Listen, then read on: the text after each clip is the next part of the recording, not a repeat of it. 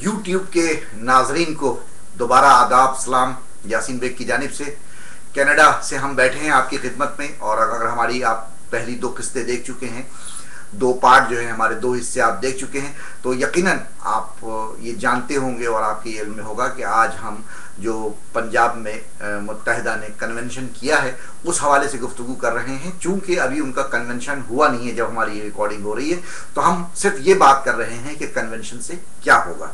और जब हमने पिछला पार्ट आपके सामने, दूसरा पार्ट जो है जब ख़त्म किया था, उस वक्त हमारे जावेद गुजर साहब जो हैं वो बहुत ज़्यादा जज्बाती हो रहे थे और उन्होंने जज्बात में आकर बहुत वो मतलब जोश और जज्बे से बोल रहे थे। और उस वक्त हमारा मौजूद गुफ्तगू था जावेद हाशमी, क्योंकि जावेद हाशमी ने जो है मुल्तान में फारूक सत्तार के साथ नाश्ता किया और आज ही जंग अखबार में जो है उनका ये बयान मौजूद है कि मुस्लिम लीग नून ने जो है वो अपने जानिसारों की कोई परवाह नहीं की है।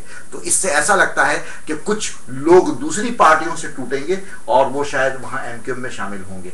तो इस हवाले से आप क्या कहते हैं जावेद गुजर साहब? मैं साहब यही अर्ज करूंगा कि कोई बंदा किसी पार्टी से नहीं टूटेगा फिलहाल, ठीक है जी।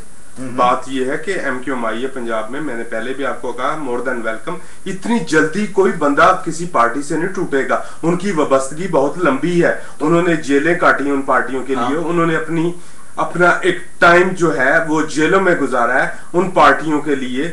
अगर वो पार्टियां उनके साथ 18वीं तरमीम के बाद साद रफीक जैसे लोग, जावेद हाशमी जैसे लोग जो मिडिल क्लास लोग हैं, वो अपने पार्टी रहनुमाओं के रवैयों से मायूस हो गए। सर मैं कोई बंदा किसी पार्टी के रवैये से मायूस नहीं हुआ। 18वीं तरमीम अभी पास हुई है, अभी इसके समरात आप देखेंगे। अब बात यह है कि वो जो एक डिक्टेटर्स की तरमीम की हुई थी, जो जनरल जियाउल हक से लेके जनाब मुशर्रफ तक की जो तरमीम की हुई थी, उनको रद्द किया गया।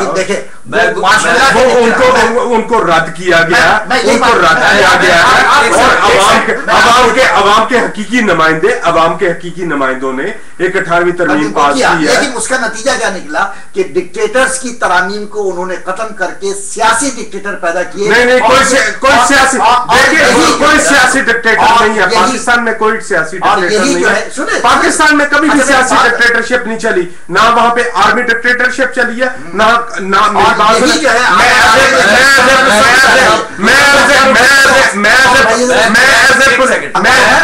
मैं एज ए पॉलिटिकल वर्कर एक अर्ज करूं आपको कि अभी 18वीं तरमीम, सर 18वीं तरमीम अभी चंद दिनों की बात है। आप उसके समरात तो देखें, आप देखें होता क्या है उस मुल्क में, ठीक है। वहां पे मेरी बात सुने, वहां से सबसे बड़ा मसला दहशतगर्दी का है, बेरोजगारी का है, महंगाई का है, लोड शेडिंग का है।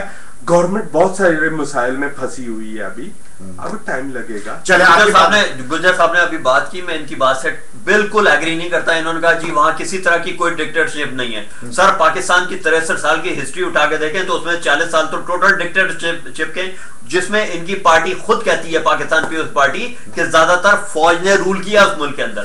बिल्कुल फौज ने रूल किया, लेकिन पहले सिविल डिक्टेटर थे। पहले सिविल डिक्टेटर थे पाकिस्तान के। और पाकिस्तान 1973 का आइन किसने दिया? जुल्फकार अली भुट्टो ने दिया। लेकिन रोटी कपड़ा और मकान का नारा किसने लगाया?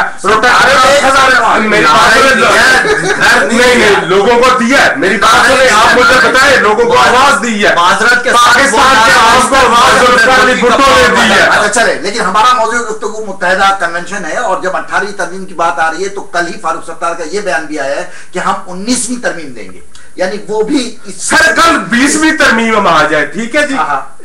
लेकिन 18वीं के बाद 19वीं, 20वीं, 21वीं, 22वीं तरमीम आ जाए। लेकिन मसला ये है कि मसला इस वक्त पाकिस्तान में सबसे बड़ा मसला बेरोजगारी का है, जहालत, और जो वहां पे आप बात रिपीट कर रहे हैं तो मैं जरा आपकी तरफ आता हूं। अशरफ, मुझे ये बताइए कि सूरत हाल ये नजर आ रही है कि मुत्तहिदा इस वक्त बड़े आराम से जो है, बड़े सहूलत के साथ जो है वो लाहौर पहुंच गई। मैं बार बार ये बात रिपीट कर रहा हूं, पंजाब पहुंच गई है।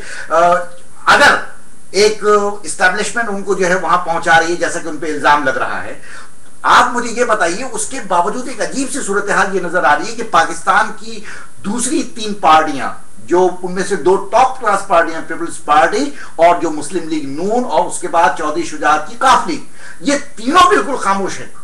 मेरा बड़ा अच्छा सा छोटा सा तजिया है कि ये तीनों जमातें पीपल्स पार्टी निकाल के ये सारे एस्टेब्लिशमेंट के लिए काम करती रही, तो अब वही फौजी डिक्टेटर्स, आप एस्टेब्लिशमेंट को छोड़े, फौजी डिक्टेटर जो हर इस जमातों को यूज करते रहे, उन्होंने ही उन पे फोर्स किया कि आपने इनको कुछ नहीं कहना, इनको वहां पर सब कुछ करने दो।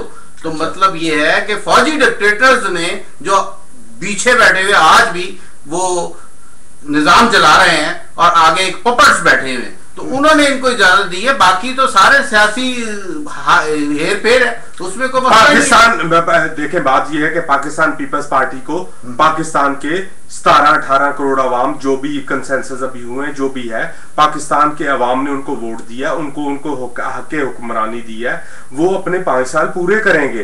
ठीक है जी, 5 साल पूरे करेंगे। आप पाकिस्तान से बात कम कीजिए, आप मुत्तहिदा की बात कीजिए। हम बात कर रहे हैं कि मुत्तहिदा कन्वेंशन हो रहा है, पंजाब में वो गए हैं। आप मुझे ये बताइए कि इससे क्या सियासी खलाबाजियां महसूस हो रही हैं? क्या मुत्तहिदा एक प्रॉब्लम होगा तो मियां नवाज शरीफ को होगा, प्रॉब्लम होगा मियां नवाज शरीफ की पार्टी को होगा, हमें कोई प्रॉब्लम नहीं है। हम साउथ पंजाब में भी हैं, हमारी सीटें आप देख लें, बहावलनगर, बहावलपुर, रहीम यार खान, डेरा गाजी खान, आप किसी जगह पे भी देख लें। अगर वो अर्बन फिनोमेना है, अगर किसी को प्रॉब्लम है तो वो मियां नवाज शरीफ की जमात को प्रॉब्लम है। अच्छा, हमें कोई प्रॉब्लम नहीं है। आप इनकी बात से एग्री करते हैं जनाब कि मुत्तहिदा क्या सिर्फ नवाज शरीफ की सीटें चुराने के लिए भेजी गई है वहां पे? I don't think so. मैं इनकी बात से बिल्कुल एग्री नहीं करता। और ठीक है, एक वक्त को हम ये भी कहते हैं कि मुत्तहिदा कौमी मूवमेंट को फौज की मुकम्मल सपोर्ट हासिल है इस वक्त, और अब मुत्तहिदा कौमी मूवमेंट को इस टाइम हम फौज की बी टीम भी कह सकते हैं। अच्छा। क्योंकि इस टाइम पीपल्स पार्टी और मुस्लिम लीग नवाज यूज नहीं हो रही फौज के हाथों। ठीक है, क्योंकि उनको अपनी पावर का अंदाजा है, वो इस टाइम जज्बात में अपनी पावर अपनी उसको जाहिर करना चाहती हैं और फौज के बिलमुकाबिल काम कर रही हैं कि जी हम भी एक पावर हैं। फौज अगर एक इदारा है तो हम भी एक बड़ी पार्टी हैं, अवाम की सपोर्ट हमारे साथ हासिल है। लेकिन मुत्तहिदा कौमी मूवमेंट इस वक्त टोटल फौज के कहना चाहिए लायबल पे काम कर रही है। फौज की सपोर्ट से वो पंजाब में आए हैं और फौज उन्हें मुकम्मल सपोर्ट कर रही है। इसीलिए आप देख लें कहीं पे पंजाब में उन्हें किसी तरह की मज़ामत का सामना नहीं करना पड़ा। ठीक है, मैं ये कहूंगा कि एक फौज का नाम ना लिया जाए कि फौज में एक सिपाही भी आता है। आप उन लोगों को कहें जो एक हाई रैंक में जर्नल है, कोई ब्रिगेडियर है, जो कोर कमांडर्स है, उनको कहें फौजी नहीं। सर बात यह है कि 9 साल मुशर्रफ ने, मेरी बात सुने, जब तक अवाम साथ ना हो, जब तक अवाम का साथ ना हो, आप मुझे बताएं कि वो मुशर्रफ की बाकियात कहां गई, वो लोग कहां गए, वो किधर गए? अच्छा, इसमें क्या हमें ये बताए ना कि इससे आगे सियासी मंजरनामे में आपको क्या तब्दीली नजर आ रही है? क्या मुत्तहिदा वाकई दूसरी बड़ी जमात बन जाएगी?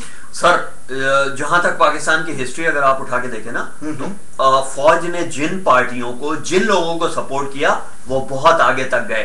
अच्छा। उसमें आप देख सकते हैं कि अयूब खान के दौर में जुल्फकार अली भुट्टो साहब ने फौज की मुखालफत की और वो पहले सिविल डिक्टेटर बने उस मुल्क के। ये एक हिस्ट्री है, ठीक है ना। पीपल्स पार्टी जमहूरियत की बहुत बात करती है, लेकिन जुल्फकार अली भुट्टो पहले सिविलियन डिक्टेटर थे। ये भी एक कहना चाहिए हिस्ट्री में मौजूद है। उसके बाद पे चढ़ गए, उन्होंने कोई कमिटमेंट नहीं किया। ये भी एक हकीकत है। ये एक हकीकत है। हकीकत को हम नहीं कहते कि आप इसको झुठला नहीं सकते। आपकी बात से एग्री करता हूं। मेरी बात सुनो, पे चढ़ गए, अगर वो चाहते हैं तो हालात बदलते रहते हैं और बदल जाते हैं। उसके बाद मियां नवाज शरीफ की आप मिसाल लीजिए, क्या वो टोटल फौज के टाउट नहीं थे मियां नवाज शरीफ साहब? इससे आप मतलब आंखें चुरा सकते हैं इस चीज से। आज मियां नवाज शरीफ साहब अगर फौज की मुखालफत करते हैं या मुशर्रफ के दौर में करते रहे, तो मानिए कि वक्त के साथ चीजें तब्दील होती रहती हैं। अब दूसरा मोहरा सामने आ गया, आपका कहने का मतलब यह है। लेकिन मतलब कैमरा भी अगर हमसे आंखें चुराने लगा है क्योंकि वक्त हो गया है, तो आइए लेते हैं एक ब्रेक और आते हैं अपने चौथे हिस्से या चौथे पार्ट के साथ।